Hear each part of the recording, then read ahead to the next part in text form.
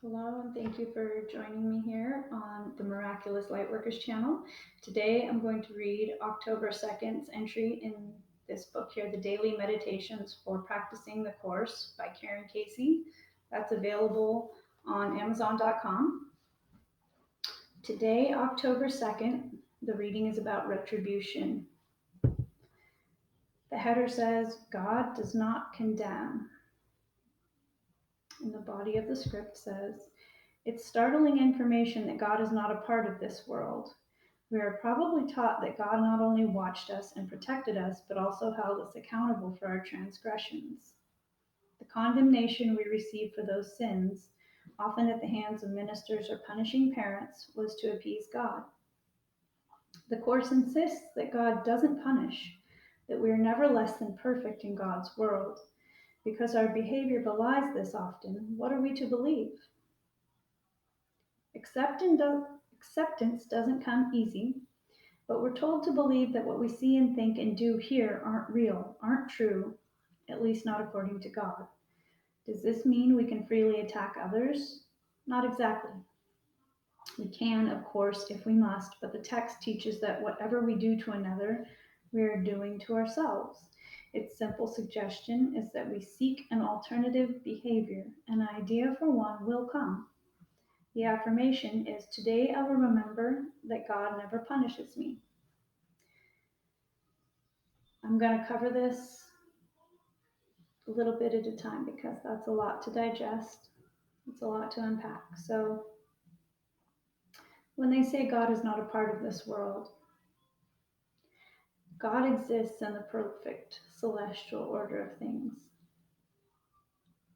But what he said in the Bible is that essentially we couldn't even stand in his presence because we kept choosing against him, and we would literally just burst into, a million sparkling pieces of light. Like we couldn't possibly stand in his presence because our holiness had been so degraded in the fall.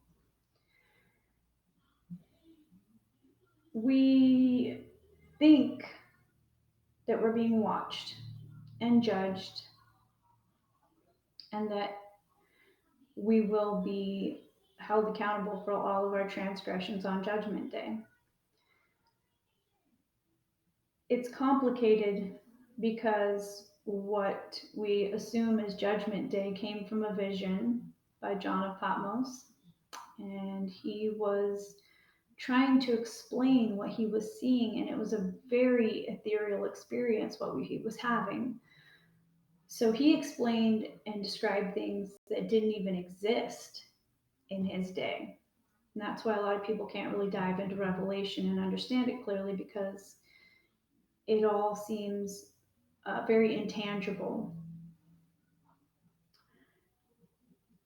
The condemnation we receive for those sins, often at the hands of ministers or punishing parents, was to appease God.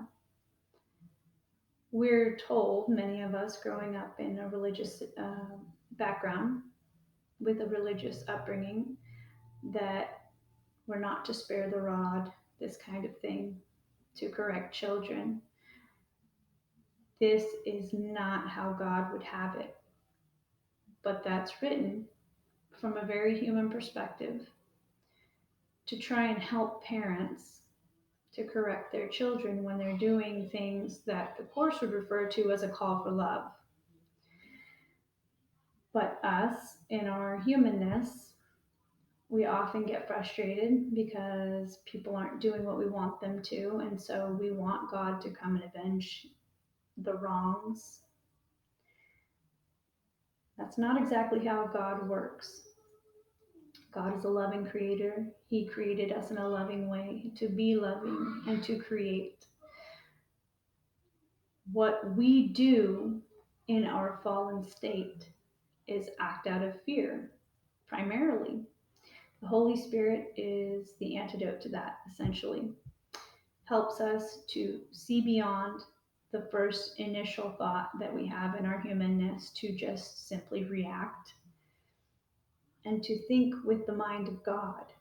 That's what the Holy Spirit is for, to help you to see the way that your Creator sees. and act in the way that he would act.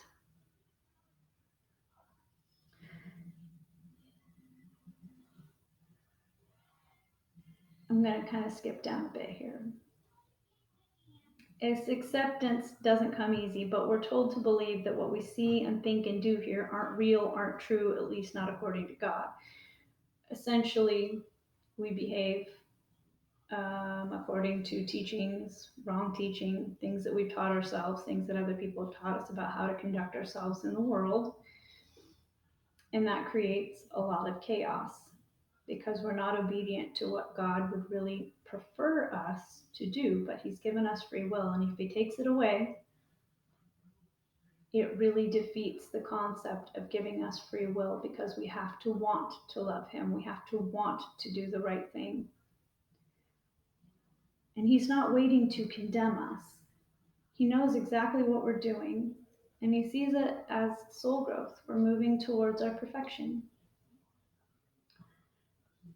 Yes, there are people out there that are doing really negative things, and fear is their primary functioning paradigm.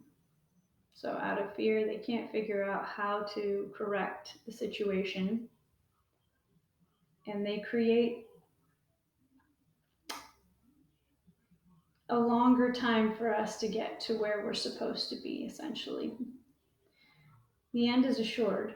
We will get there, but it slows everything down. It makes it so that heaven on earth seems farther away than it really is. But the miracle that the Course talks about is that we actually have command over collapsing time. It's a pretty heady concept, but I guarantee it's 100% true. The conviction is in me because I've seen it happen. I've seen people heal and that collapse time for them, where they would not have been able to get through their lives without the miracle.